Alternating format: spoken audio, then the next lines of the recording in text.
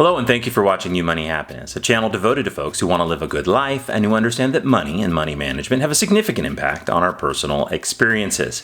Please take a moment to like, subscribe, and comment. My name is Armando Roggio, and in this short video, I'm going to answer a question for you. Should you ever buy a new car? So should you? Well, no. But let me explain why it is often not a good idea to purchase a new car from a financial perspective, and then we'll get pragmatic and talk about a few exceptions to this guideline. New cars lose value faster than a sieve leaks water. During a 2018 interview with CNBC, David Bach, who's actually the author of one of my favorite personal finance books, The Automatic Millionaire, said this: "Nothing you will do in your lifetime realistically will waste more money than buying a new car. It is the single worst financial decision millennials will ever make." And I think we can assume that if it's a bad idea for millennials, it's really a bad idea for everyone, regardless of your age. And Bach is not suggesting that you shouldn't own a car. Rather, it is buying a brand new car that is the problem, and he does go on to explain. When you buy a new car, it will immediately lose something like 10 to 30% of its value the moment that you buy it. Now, this rapid depreciation does vary by make, model, etc., but it is real. For example, I looked up the price of a 2020 Ford F-150 regular cab XL new vehicle on the Kelley Blue Book website. Its average MSRP was around $30,000. Now, a one-year-old version of that same truck, so just one model year older, could be had at a car dealership for around $23,000 or $7,000 less. Next, unless you can pay cash, you're also going to need to finance that vehicle, and here's what Bach had to say about that.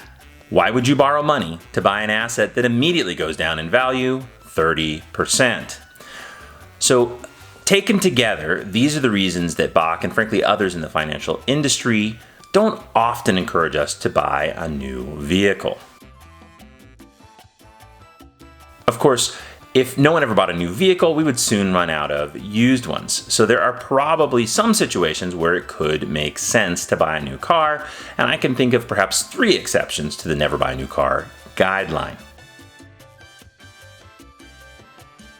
The first exception that comes to mind is when you can deduct the cost of that new car from your taxes. So if you have a business, you can either take the standard mileage rate deduction for each business mile driven, or you can claim the actual expenses. Now, if you do claim the actual expenses, these have to be really business-related expenses. So if you use the vehicle for business and personally, you must determine what it actually costs to operate the car for business. You can include gas, oil, repairs, tire, insurance, registration fees, licenses and depreciation or lease payments, so long as they are attributable to the portion of total miles driven that are business miles. Make sense? Now, this rule has recently changed, so don't take my word for this. You want to go visit the IRS website or talk to your tax accountant and make sure that you understand how you could deduct a portion of the cost of a new vehicle from your taxes. A second exception to the never buy a new car rule or guideline may be when the total cost of ownership is actually lower for the new car. So I'm recording this video in September of 2020 and interest rates are pretty low. Now for cars, they were actually lower even earlier this year. So a well-qualified car buyer could get a 60-month or 72-month lease at 0% interest as an incentive. And in some cases, that meant it was less expensive to get a new car than a comparable used one.